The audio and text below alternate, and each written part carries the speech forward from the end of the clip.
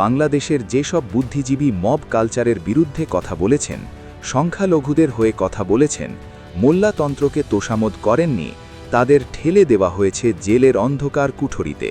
প্রকাশ্যে তাদের হাতকড়া ও কোমরে দড়ি পরিয়ে তাদের অর্জিত মান সম্মান নিয়ে ছিনিমিনি খেলেছে সাবেক ইউনূস সরকার। বাংলাদেশে এখন নির্বাচিত সরকার, প্রধানমন্ত্রী তারেক রহমানের হাতে এখন দেশ পরিচালনার ভার।